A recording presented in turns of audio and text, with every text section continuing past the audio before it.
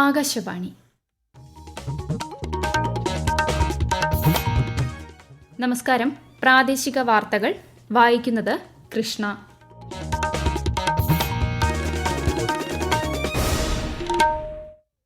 പ്രധാന വാർത്തകൾ. വയനാട് ഉരുൾപൊട്ടൽ ദുരന്തബാധിത മേഖലയിൽ 4ാം ദിനവും തിരച്ചിൽ തുടരുന്നു. റഡാർ, തെർമൽ സ്കാനർ എന്നിവ ഉപയോഗിച്ചാണ് പരിശോധന. ചാലിയാറിലും തിരച്ചിൽ തുടർന്നു. പുനരധിവാസത്തിന് ആവശ്യമായ നടപടികൾ സമയബന്ധിതമായി പൂർത്തിയാക്കുമെന്ന് മന്ത്രി മുഹമ്മദ് റിയാസ്. ദുരന്തബാധിത മേഖലയിലെ അതിഥി തൊഴിലാളികളുടെ കണക്കുകൾ ശേഖരിക്കുന്നതായും മന്ത്രി. കേരളത്തിൽ ഒറ്റപ്പെട്ട ശക്തമായ മഴ തുടരുമെന്ന് കാലാവസ്ഥാ വകുപ്പ്. 4 ജില്ലകളിൽ മഞ്ഞ ജാഗ്രത. കർക്കടക വാവുബലിക്കുള്ള ഒരുക്കങ്ങൾ സംസ്ഥാനത്ത് പൂർത്തിയായി. പാരീസ് ഒളിമ്പിക്സ് ഷൂട്ടിംഗ് വനിതകളുടെ 25 മീറ്റർ പിസ്റ്റൾ വിഭാഗത്തിൽ മനു ഭാക്കർ ഫൈനലിലേക്ക് യോഗ്യത നേടി. അമ്പെയ്ത്ത് മിക്സഡ് ഡബിൾസിൽ അങ്കിത ധീരജ് സഖ്യം ക്വാർട്ടർ ഫൈനലിൽ. ശ്രീലങ്കയ്ക്കെതിരായ ഏകദിന ക്രിക്കറ്റ് പരമ്പരയിലെ ആദ്യ മത്സരത്തിൽ ഇന്ത്യയ്ക്ക് 231 റൺസ് വിജയലക്ഷ്യം. വാർത്തകൾ വിശദമായി. വയനാട് ഉരുൾപൊട്ടൽ ദുരന്തബാധിത മേഖലയിൽ 4ാം ദിനവും തിരച്ചിൽ തുടരുന്നു. ദുരന്ത മേഖലയെ 6 സോണുകളാക്കി തിരിച്ചാണ് ഇന്ന് തിരച്ചിൽ നടന്നത്. സൈന്യം, ദുരന്ത പ്രതികരണ സേന, DSG, coast guard, navy, MEG എന്നിവയുൾപ്പെട്ട സംയുക്ത സംഘത്തിന്റെ 40 ടീമുകളാണ് ഇന്ന് തിരച്ചിൽ നടത്തിയത്. പടവെട്ടിക്കുന്നിൽ നിന്ന് 4 പേരെ കൂടി സൈന്യം കണ്ടെത്തി സുരക്ഷിത സ്ഥാനത്തെത്തിച്ചു. റഡാർ, തെർമൽ സ്കാനർ ഉപയോഗിച്ചുള്ള പരിശോധനയും ദുരന്തബാധിത മേഖലയിൽ ഇന്ന് നടന്നു. കഡാവർ നായ്ക്കളും തിരച്ചിലിന് സഹായിക്കുന്നുണ്ട്. ചാലിയാർ കേന്ദ്രീകരിച്ച് നിലമ്പൂർ മേഖലയിലും ഇന്ന് തിരച്ചിൽ തുടർന്നു. സൂചിപ്പാറ വനമേഖലയിലും 2 സംഘങ്ങൾ ഇന്ന് തിരച്ചിൽ നടത്തി. കൂടുതൽ വിവരങ്ങളുമായി ആകാശവാണി വയനാട് ജില്ലാ പ്രതിനിധി അരുൺ വിൻസെന്റ്. ദൌത്യ സംഘത്തിന്റെ നേതൃത്വത്തിൽ JCB, ഹിറ്റാച്ചി എന്നീ ഉപകരണങ്ങളും തെർമൽ സ്കാനർ ഉൾപ്പെടെയുള്ള ഉപകരണങ്ങളും ഉപയോഗിച്ച് കേരളം ഇന്നേവരെ കാണാത്ത കനത്ത തിരച്ചിലാണ് നടത്തിയത്. തിരച്ചിലിനിടയിൽ വനത്തിൽ കുടുങ്ങിയ 4 പേരെ ജീവനോടെ രക്ഷപ്പെടുത്തി. അതേസമയം 29 കുട്ടികൾക്കായുള്ള തിരച്ചിലും ആരംഭിക്കും. പ്രദേശത്തെ ആളുകളെ തിരച്ചിൽ സംഘത്തിനോടൊപ്പം ഉൾപ്പെടുത്തി വീടുകൾ മുൻപുണ്ടായിരുന്ന സ്ഥലങ്ങൾ കേന്ദ്രീകരിച്ചാണ് തിരച്ചിൽ നടക്കുന്നത്. ഇടയ്ക്കിടെയുണ്ടാകുന്ന കനത്ത മഴ തിരച്ചിലിനെ പ്രതികൂലമായി ബാധിച്ചു. മുണ്ടക്കൈയിൽ ഇന്ന് നടത്തിയ ഹ്യൂമൻ സെൻസർ റഡാർ പരിശോധനയിൽ ശ്വാസത്തിന്റെ സിഗ്നൽ ലഭിച്ചതായി സാങ്കേതിക വിദഗ്ധർ. 3 മീറ്റർ ആഴത്തിൽ തുടർച്ചയായി സിഗ്നൽ ലഭിച്ചതായും വിദഗ്ധർ പറഞ്ഞു. എന്നാൽ അത് മനുഷ്യജീവന്റെ സാന്നിധ്യമാണോ എന്ന് വ്യക്തമല്ല. ഇക്കാര്യം സ്ഥിരീകരിക്കുന്നതിനായി പരിശോധന തുടരുകയാണ്. ഉരുൾപൊട്ടൽ ദുരന്തബാധിതരുടെ പുനരധിവാസത്തിന് ആവശ്യമായ നടപടികൾ സമയബന്ധിതമായി പൂർത്തിയാക്കുമെന്ന് മന്ത്രി മുഹമ്മദ് റിയാസ്. ദുരന്തബാധിത മേഖലയിലെ അതിഥി തൊഴിലാളികളുടെ കണക്കുകൾ ശേഖരിക്കുന്നതായും മന്ത്രി അറിയിച്ചു. കാണാതായ 218 പേരിൽ ടൂറിസ്റ്റുകൾ, അതിഥി തൊഴിലാളികൾ എന്നിവരെയും ഉൾപ്പെടുത്തിയിട്ടുണ്ട്. ക്യാമ്പുകളിൽ അനാവശ്യ സന്ദർശനം ഒഴിവാക്കണമെന്നും ജനങ്ങളുടെ സ്വകാര്യതയെ മാനിക്കണമെന്നും മന്ത്രി അഭ്യർത്ഥിച്ചു.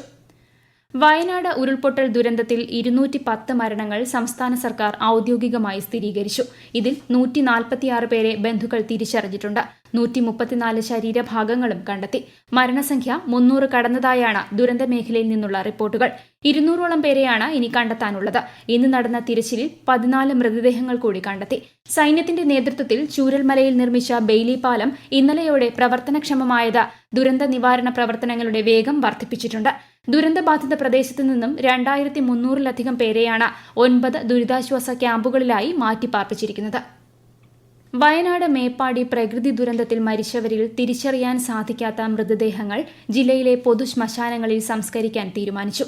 തിരിച്ചറിയാൻ കഴിയാത്ത 74 ഭൌതിക ശരീരങ്ങളാണ് മേപ്പാടി ഗ്രാമപഞ്ചായത്തിലെ വിവിധ സ്ഥലങ്ങളിൽ സൂക്ഷിച്ചിട്ടുള്ളത്. മൃതദേഹങ്ങൾ ബന്ധപ്പെട്ട തദ്ദേശ സ്ഥാപന സെക്രട്ടറിമാർക്ക് കൈമാറി നടപടികൾ പൂർത്തിയാക്കും. വയനാട് ജില്ലയിലെ മേപ്പാടി ഗ്രാമപഞ്ചായത്തും വൈത്തിരി താലൂക്കിലെ വെള്ളാർമല, കോട്ടപ്പടി, തൃക്കൈപ്പറ്റ വില്ലേജുകളും ദുരന്തബാധിത പ്രദേശമായി പ്രഖ്യാപിച്ചുകൊണ്ട് സംസ്ഥാന സർക്കാർ ഉത്തരവിട്ടു. ദുരന്തബാധിത പ്രദേശമായി പ്രഖ്യാപിക്കുന്നതിലൂടെ ദുരിതാശ്വാസ പുനർനിർമ്മാണ സഹായങ്ങളും വായ്പാ മൊറട്ടോറിയം, ഇൻഷുറൻസ് ക്ലെയിമുകൾ എന്നിവയും എളുപ്പത്തിൽ ലഭിക്കുന്നതിന് സാധിക്കും. വയനാട് ഉരുൾപൊട്ടൽ ദുരന്തബാധിതർക്കുള്ള സഹായമായി മുഖ്യമന്ത്രിയുടെ ദുരിതാശ്വാസ നിധിയിലേക്ക് കഴിയുന്നവരെല്ലാം സംഭാവന നൽകണമെന്ന് മുഖ്യമന്ത്രി പിണറായി വിജയൻ അഭ്യർത്ഥിച്ചു. ദുരിതാശ്വാസ നിധിയിലേക്ക് വിവിധ സംഘടനകൾ, സ്ഥാപനങ്ങൾ, വ്യക്തികൾ എന്നിവർ സംഭാവന നൽകുന്നത് തുടരുകയാണ്. തിരുവനന്തപുരം നഗരസഭ 2 കോടി രൂപയുടെ ചെക്ക് CMDRFിലേക്ക് ഇന്ന് കൈമാറി.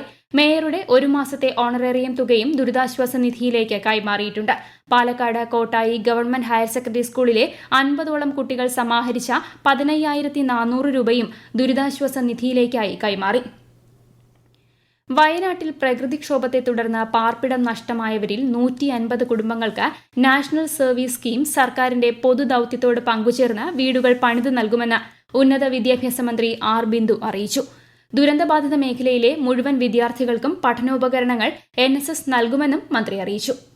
ഈ വാർത്തകൾ ആകാശവാണിയിൽ നിന്ന്. സംസ്ഥാനത്ത് ഒറ്റപ്പെട്ട ശക്തമായ മഴയ്ക്ക് സാധ്യതയെന്ന് കേന്ദ്ര കാലാവസ്ഥാ വകുപ്പ്. കോഴിക്കോട്, വയനാട്, കണ്ണൂർ, കാസർഗോഡ് ജില്ലകളിൽ ഇന്നു മുതൽ ഞായറാഴ്ച വരെ മഞ്ഞ ജാഗ്രത നൽകിയിട്ടുണ്ട്. കേരള, ലക്ഷദ്വീപ് തീരങ്ങളിൽ മത്സ്യബന്ധനത്തിന് തടസ്സമില്ല. എന്നാൽ കർണാടക തീരത്ത് മീൻപിടുത്തത്തിന് പോകരുത്.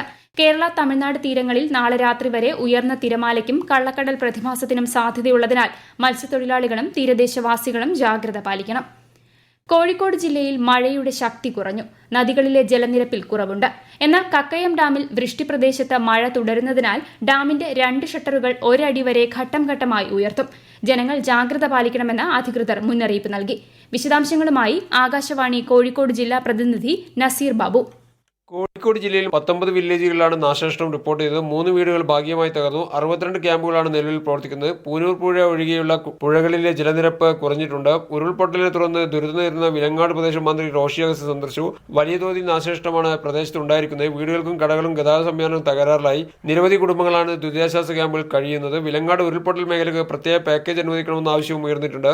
ചേമഞ്ചേരി കുമ്മങ്ങോട് മലയടിവാരത്തെ 3 കുടുംബങ്ങളെ മാറ്റിപ്പാർപ്പിച്ചു. വേളം വില്ലേജിൽ 3 വീട്ടുകാരെ മണ്ണിടിച്ചിലിനെ തുടർന്ന് മാറ്റിപ്പാർപ്പിച്ചു. പാലക്കാട് ജില്ലയിലെ വിനോദസഞ്ചാര കേന്ദ്രങ്ങളായ മലമ്പുഴ, കാഞ്ഞിരപ്പുഴ, പോത്തുണ്ടി, മംഗലം ഡാം എന്നിവ നാളെ മുതൽ തുറന്ന് പ്രവർത്തിക്കുമെന്ന് ജില്ലാ കളക്ടർ അറിയിച്ചു.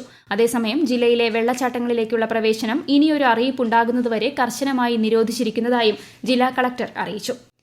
കണ്ണൂർ ജില്ലയിൽ മഴ വീണ്ടും ശക്തമായി. 10 ദുരിതാശ്വാസ ക്യാമ്പുകൾ ജില്ലയിൽ പ്രവർത്തിക്കുന്നു. 16 കുടുംബങ്ങളിലെ 374 പേർ ക്യാമ്പുകളിലുണ്ട്. ഇന്ന് 3 വീടുകൾ ഭാഗികമായി തകർന്നു. കാസർഗോഡ് ജില്ലയിൽ രാവിലെ മുതൽ അതിശക്തമായ മഴയാണ് പെയ്തുകൊണ്ടിരിക്കുന്നത്. മലയോര മേഖലയിലെ നിരവധി കുടുംബങ്ങളെ ചുള്ളിക്കൈയിലെ ക്യാമ്പിലേക്ക് മാറ്റിയിട്ടുണ്ട്. ജില്ലയിലെ എല്ലാ പുഴകളും കരകവിഞ്ഞൊഴുകുന്ന സാഹചര്യത്തിൽ കനത്ത ജാഗ്രത പാലിക്കണമെന്ന് ജില്ലാ ഭരണകൂടം നിർദ്ദേശിച്ചു.